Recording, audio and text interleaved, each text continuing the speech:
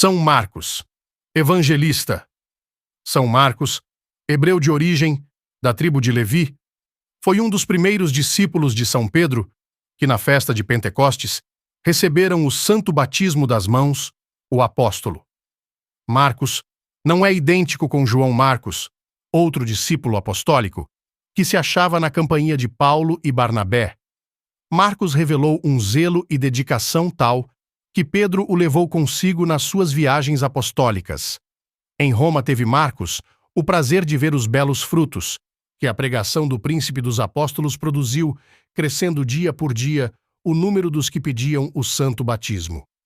Para o tempo de sua ausência, São Pedro confiou a Marcos a vigilância sobre a jovem igreja, atendendo ao insistente pedido dos primeiros cristãos de Roma de deixar-lhes um documento escrito que contivesse tudo que da sua e da boca de Pedro ouviram da vida, da doutrina, dos milagres e da morte de Jesus Cristo. Marcos escreveu o Evangelho que traz seu nome. São Pedro o leu, aprovou e recomendou-o aos cristãos que dele fizessem sua leitura. Depois de ter passado alguns anos em Roma, Marcos pregou o Evangelho no Egito e nos países vizinhos. As conversões produzidas pela sua pregação contavam-se aos milhares. Milhares de ídolos ruíram por terra e nos lugares dos templos ergueram-se igrejas cristãs.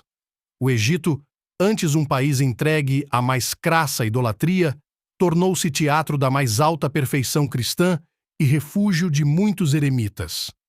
Marcos trabalhou 19 anos em Alexandria, onde a igreja chegou a um estado de extraordinário esplendor.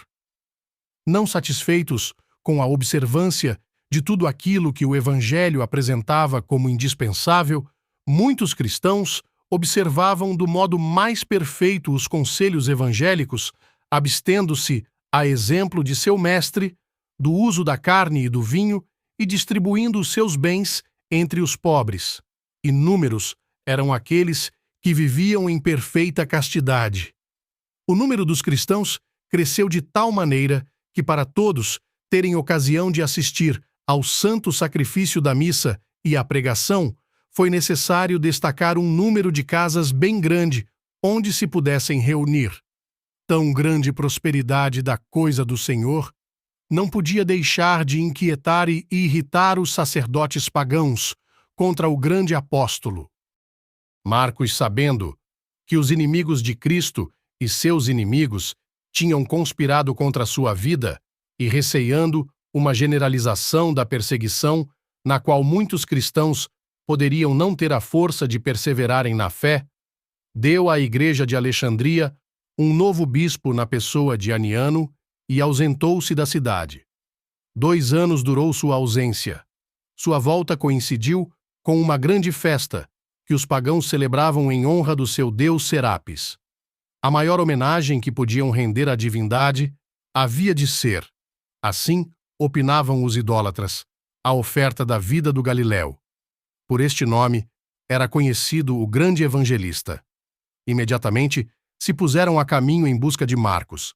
A eles se uniu o populácio. Descobrir seu paradeiro e penetrar na casa que o hospedava era obra de minutos. Marcos estava celebrando os santos mistérios quando a horda sequiosa do seu sangue entrou. Prenderam-no e, com escolhida brutalidade e requintada crueldade, conduziram-no pelas ruas da cidade.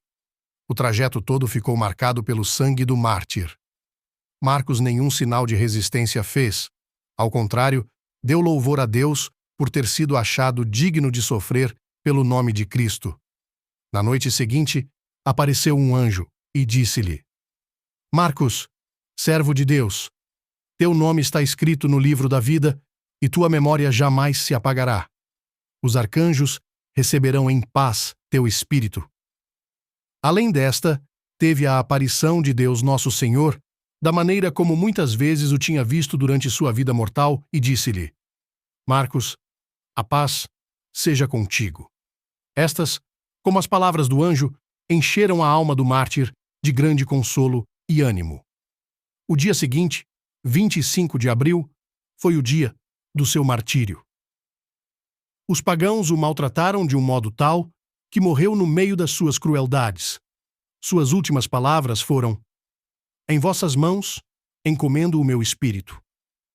Os pagãos quiseram incinerar seu corpo. Uma fortíssima tempestade que sobreveio frustrou-lhes os seus planos e forneceu aos cristãos ocasião de tirar o corpo e dar-lhe honesta sepultura numa rocha em Bucolis. Em 815, foram as relíquias de São Marcos transportadas para Veneza, onde ainda se acham. É costume na Igreja Católica, no dia de São Marcos, cantar as ladainhas de todos os santos para invocar a misericórdia de Deus. Este uso, bem como a procissão que se costuma realizar neste dia, foi introduzido pelo Papa Gregório Magno, por ocasião de uma peste que em 586 dizimou horrivelmente a população de Roma. Reflexões. A São Marcos foi revelado que seu nome estava escrito no livro da vida. Nós não temos esta certeza quanto ao nosso nome, embora devamos ter boa esperança dele se achar no registro dos eleitos, se, aliás, cumprimos o que Cristo de nós exige. Nosso Senhor não nos deixou em dúvida sobre as coisas que são necessárias para nossa salvação. No Santo Evangelho, encontramos as regras para nossa conduta. Deve, pois, o Evangelho ser nossa leitura predileta e constante. Fazei penitência e crede no Evangelho, disse Cristo no seu primeiro sermão. Marcos 1, 15. Quem crê no Evangelho como na palavra de Deus, observa também o que ele prescreve. Pode alguém dizer que crê em Cristo se não faz o que Cristo mandou que fizesse? São Cipriano. Não são todos que obedecem ao Evangelho, diz São Paulo. Romanos 10, 16. É esta a razão. Porque seus nomes não são encontrados no livro da vida e porque não se salvam. Minhas ovelhas ouvem minha voz. João 10, 27. São as ovelhas que no dia do juízo serão colocadas ao lado direito do eterno juiz. São elas que ouvem a sua voz e lhe obedecem. Quem quer figurar entre os eleitos de nosso Senhor deve ouvir sua voz, isto é, seu Evangelho, e pôr em prática seus mandamentos.